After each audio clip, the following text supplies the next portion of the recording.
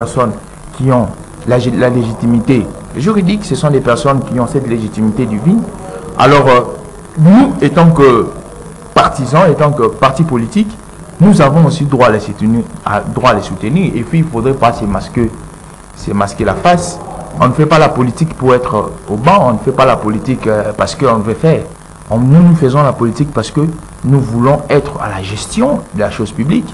Et le président de la République, Félix Antoine Tshisekedi, a vu à notre leader ces sens-là de pouvoir participer aussi, d'apporter sa portion. On s'est rallié. Aujourd'hui, il a été nommé depuis 2021 comme directeur général adjoint de la Direction générale des douanes et accises.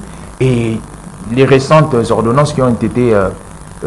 lui, il a été encore reconduit. Pourquoi? Parce que M. Jean-Louis Baouna a fait un travail excellentissime à la DGD. Aujourd'hui, nous sommes en train de voir comment est-ce que, comme la même théorie que j'ai employée, la théorie de la redéfinition conceptuelle, nous sommes en train de voir comment est-ce que les régies financières, les établissements publics sont en train de remplir la gibecière financière de l'État, madame. Donc, nous avons, comme je vous ai dit, nous avons eu un État matériellement, mais dans la dimension fonctionnelle et organisationnelle, il y avait des anomalies gravissimes. Il a fallu que Félix Antoine Tshisekedi arrive. Mais est-ce que vous répondez à ceux qui trouvent que rien ne marche? Il y a des taux de dollars de l'air à la hausse, les prix des denrées, les infrastructures. C'est donc les opposants qui disent ça. Qu'est-ce que vous répondez à cela? Je pense que c'est un constat fait. Mais en sociologie, on dit toujours, je vais prendre un principe sociologique, hein. On dit pour traiter un fait social, il faut toujours aller des causes à effet. Chercher la causalité de la chose pour enfin c'est pas qu'il faut régler, trouver une solution ou attaquer. Non, je vais vous dire une chose. Pourquoi je suis parti par cette théorie-là? Vous allez comprendre que Félix Antoine Tshisekedi, lorsqu'il arrive, il trouve cet État ici, matériellement existant, mais dans les fonctionnels organisationnels, il n'existait pas. Tout était urgence. Alors, dans le tout qui était urgence, nous avons un élément de l'État qui est très important, l'économie. L'économie qui regarde l'extérieur. Les économistes appellent l'extraversion. Ça signifie que l'État congolais, dans toutes ses dimensions, ne produit rien. Donc nous dépendons de l'extérieur. Du fait que nous dépendons de l'extérieur, même les prix du marché doivent aussi dépendre de la production extérieure. Alors il faut briser cette chaîne. Il faut briser, exactement. Mais est-ce qu'on brise? La question qu'il faut se poser, comment est-ce qu'il faut briser? Est-ce qu'il faut briser spontanément ou il faut briser procéduralement? Non, mais on a quand même eu 5 ans pour voir. Mais madame, nous avons eu 5 ans. Quand vous me posez la question, oui, M. Tshisekedi a eu 5 ans. Il faut se poser la question, il a eu 5 ans pour faire quoi? Parce que dans un pays que nous avons trouvé tout était urgence. C'est comme si dans un corps humain, on te dit tu as le sida, tu as la tuberculose, tu as l'insuffisance rénale, vous avez la carie dentaire. On va commencer par quoi? Il faut commencer par les maladies les plus aiguës. Les maladies les plus aiguës, il a fallu commencer à redéfinir la gibecière financière de l'État. Cette redéfinition gibecière de l'État, c'est qu'il faut revivifier ces instances qui font la partie financière pour qu'il y ait une différenciation entre ce qui est privé et entre ce qui est public. Lorsque la gibecière de l'État va gonfler, c'est lorsque maintenant on commence à allouer toutes les finances qui sont entrées dans la gibecière de l'État dans les différents domaines, dont on parle même de la redistribution. Donc je pense que c'est dans ça qu'on est parti. On est parti par un pas pour arriver quelque part. Je pense qu'au Congo, la dimension dont Félix Antoine Tshisekedi a accédé au pouvoir, et il a trouvé le Congo, cherchez les experts que vous voulez, les noms que vous voulez à l'opposition actuelle ou du passé, vous les prenez, vous les mettez. Ils ne sauront pas. Peut-être ils vont se noyer. Ils vont vraiment se noyer. Alors, il y a beaucoup de partis politiques, on dit plus de 500 partis politiques. Oui. Aujourd'hui, la force populaire des démocrates est là, dans ce lot. Oui. Vous allez comment dire, fonctionner officiellement à partir de ce samedi. Oui. Et alors, qu'est-ce que vous apportez de plus, votre projet de société? Ce que les autres n'ont pas apporté, qu'est-ce que vous apportez? Moi, je pense que la première des choses, c'est, lorsque vous me voyez, je suis les reflets de la force populaire des démocrates. Vous allez comprendre que dans d'autres partis politiques, c'est qu'il y a une certaine gérontocratie. Hein. Ça signifie pour être aux affaires, pour occuper des grandes fonctions, il faut être barbu, il faudra avoir l'âge avancé. Et on ne met pas en évidence la crème intellectuelle. On ne met pas en évidence les capacités et les potentialités.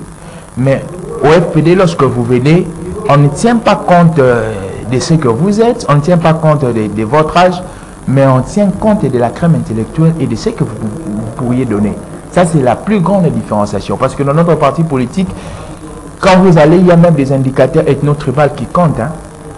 Mais au FPD, je suis arrivé, j'ai atterri dans pas mal de temps, vu aussi les CV que nous avons eu à voir, dans pas mal de temps, nous avons eu à occuper des hautes fonctions. Nous sommes là, nous sommes en train de représenter tout un parti politique qui aujourd'hui, qui est installé dans les 26 provinces, mais un monsieur comme Joe Maele qui vient porter les 26 provinces au nom du FPD, ça c'est une nouveauté qui ne se fait pas ailleurs.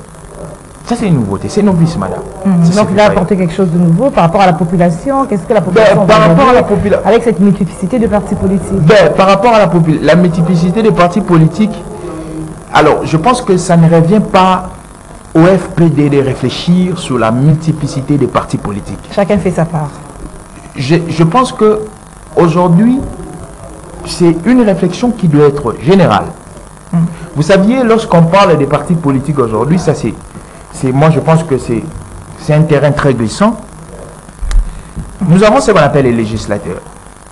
Et les législateurs doivent réfléchir aujourd'hui dans quel courant devons-nous nager.